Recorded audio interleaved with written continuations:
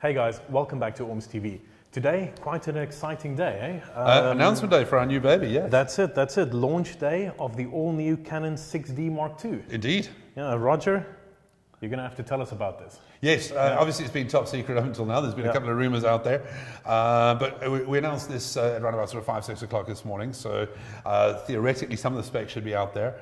But a long-awaited, much anticipated upgrade to the old EOS 6D, which has been out for 5 years. What we basically did, we listened to what all the photographers wanted, what everybody really liked, what everybody hated, and we said, okay, well, let's try and fix that. Okay. Essentially, we haven't changed the camera's mentality. It's still a full-frame, lightweight, compact body with a single SD card slot designed for the travel blogger, travel photographer, for the kind of person who's just getting into video, who want the full frame, shallow depth of field, but in a small compact body. And this, granted, the grip makes it look a bit bigger, but I brought the grip for a specific reason to show you something else on there. But what you essentially got is an upgrade on pretty much everything. A brand new 26 million pixel sensor, so a good upgrade from the 20 on the 6D Mark I. An increase in frames per second from 4 to 6.5, so a little bit more speed. And one of the biggest things, obviously, the 6D had one of the most, I hate to say sluggish, but really non-responsive type autofocus systems on the market. But it was designed for slow kind of stuff. But there were people who wanted action, wedding function, that kind of story, where things happen, and the autofocus at 11 points was pretty damn slow. Okay, so what's this sitting at now? We now have 45 all-cross type focus points across a wider area of the screen, plus a new autofocus sensor technology that works with a 6.5 frames a second. So not only accuracy in terms of cross-type sensors, not only in terms of a wider range, but linked with an autofocus tracking system to match the 6.5 frames a second. Okay. So you can now start putting this into action moving environments and deliver, 26 million pixels, 6.5 times a second, not to be sneezed at. That's pretty damn handy. The new sensor also has one of the best dynamic ranges we've seen. And moving on from what we did in the DX2 and the 80D and again in the 5D4, we've improved, not necessarily in terms of the dynamic range, what we've improved is how much more you can lift shadow areas if you've underexposed, and how much more you can come back from highlights if you've overexposed. Okay. And the dynamic range on this is astonishing.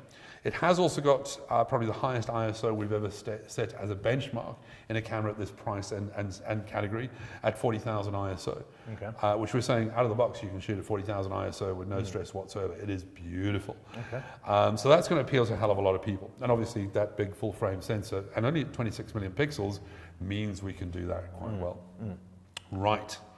Yeah. So Roger, the obvious next question, and I'm sure the one that everybody wants to know, 4K. Well, okay, well, it has 4K, but only in time-lapse mode. Okay. It has full high def at high frame rates up to 60 with full readout from the full sensor. If, however, you use the 5-axis in-camera stabilization, it crops a little bit down to about 1.1. Okay. But so you're losing about 10%, but it allows you a little bit of in-camera stabilization. For video, that's astonishing. The full high def footage is astonishing. The dynamic range, the high ISO performance, the low light is absolutely astonishing. And again, up to 60 frames per second really is amazing. The difficulty with putting 4K in means a hell of a lot more heat, hell of a lot more processing power, bigger, faster memory cards, which then again takes it away from what the 6D was originally designed at. Small, lightweight, and above all else, low price. It's about cost. So as a sacrifice, we didn't put 4K in. If you want 4K, if you're serious about 4K, you'll buy a 5D4 or a DX2 or even one of our cinematic cameras, or even something like the XC15, which is a low price 4K kind of camera, which is built and designed around the heat and the processing power that requires. This is our first SLR with a Digic 7 processor, which handles 26 million pixels, 6.5 frames a second. But with 4K, which is 8 million pixels, 30 times a second, the heat that's generated is too high. And an SD card probably can't handle it well enough, so we would have to put C-Fast card in. And then you start looking at bigger, heavier, bulkier, and more expensive, and you kind of go, well, that's a 5D4. So, yes, there's no 4K. But there is 4K in time-lapse. Now in time-lapse, obviously, you can set the camera up with a built-in intervalometer, set one photo every 10 seconds for 5 days, and it will deliver a 4K file. It will play back in full high def, it will play back in HD on the HDMI out, but you get a UHD, a 3860 by 2160 file. Okay. Which is really, really stunning. If you're into time lapses, delivering a 4K results out of a camera like this. Straight, and that's straight out of camera. Right? Absolutely. Okay. Yeah. Okay. And such a compact, lightweight, and above all else, low price. And again, off that full frame sensor. The full frame is the big clincher here. There's no cropping in any shape, way, or form, or not using a crop sensor. Okay. And again, we go back to the target market. The target market for 6D originally was a travel camera, a travel photographer's camera. It was never really designed about video. The video on the 6D Mark I was incidental. The video on this is actually very, very, very attractive. With the double whammy, having the microphone socket, having dual pixel autofocus, but not just the regular dual pixel, the new ramification of it. Okay. So what that essentially means, you have the option on the camera itself to set its accuracy or its responsiveness. Okay. So you have again, like I spoke about the C200 about a week or so ago, when we spoke about it, filming a motor racing, a car riding at high speed. Yeah. You can tell the autofocus to stay on the car, and if a pole or a billboard or something comes between you and the car, it doesn't shift, it doesn't jump towards that. You can tell it to do that if you want, so you can put it to responsive, or you can put it back to sticky. Okay. Plus there's also various speed, ramping, that kind of story. So you can play with that dual pixel autofocus more than you can with any other camera. Okay. And it gives you an idea what Canon's mentality is. Yeah, we're less focused on 4K, more focused on delivering exquisite full high def. Okay, fair enough. And you're going to get that, and you're going to get that beautifully. Oh, that's excellent. I just want to pick it up actually and give it a feel. Yeah. It actually feels really good, like really, really solid. Yeah. And I mean, we're expecting this to sort of come in, obviously, in terms of pricing, significantly below where your 5D Mark IV is sitting at the moment. Yeah. Okay. Well, it, obviously very dependent on exchange rate, but it is most certainly going to come in at that sort of area.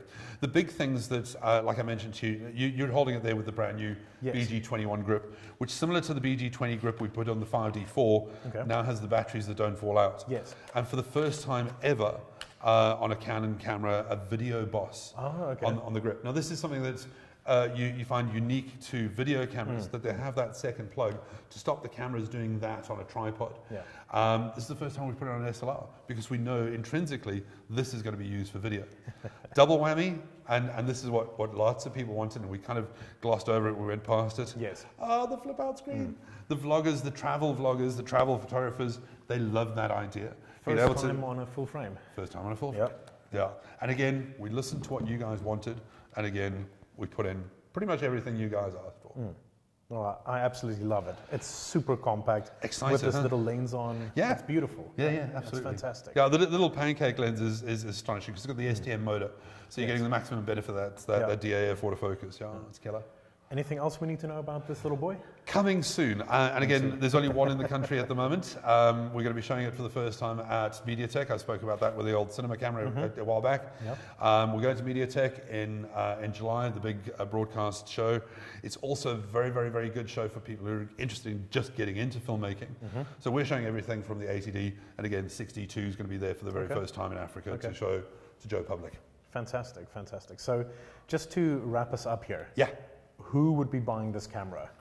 Well, obviously the original intention on the 6D Mark I was about travel photographers because it's small, it's lightweight, it's full frame. The full frame means under difficult lighting conditions. If you have to go into a cathedral in Germany, for example, you're not allowed to use flash, and you only have like an 85mm f6 or whatever it is. Yeah. You need high ISO. You need big ass sensor. You need low light performance. This camera does it. Okay. Wi-Fi, GPS, and the Bluetooth means that from a travel perspective, geotag your images, Wi-Fi them to your phone, your tablet, share them instantly on your phone. What an absolute flippin' pleasure. The travel photographers, travel videographers, travel vloggers love it to pieces. And again, full frame sensor with really good image quality means you can go in any environment, landscape, interiors, architecture, all those wide angle lenses work beautifully with it. Okay. But then you can also, so it's not just about this wonderful city of whatever, there's also some sports and action happening in the foreground with people throwing balls around, 6.5 frames a second with tracking autofocus. You've got that. It's going to replace my 5D4, I think, as a go-to everyday use anything kind of camera, because I love the 5D4 as a Swiss Army knife of cameras. If if you say to me today, you need to go do a shoot this afternoon, can't tell you what. If I need sports, action, wide angle, low light, etc., 5D4 is the baby. Yeah. This, however, in a smaller, lighter package might become the business. I'm very taken with it. The fact that it's taken 5 years to come along is like, yowza. But we're excited. I think it's going to be an absolute winner for us. Well, excellent, excellent. Roger, thank you very much. Thanks for showing us this little unit and on announcement day. On announcement day. What a pleasure. Yeah, hot off the press. Yeah, well that's like a first in Africa. Love it. Love it. Love it. Well done, guys. Thank you. And well, guys, if you enjoyed that video, please don't forget to like, comment, and subscribe below. And thank you very much.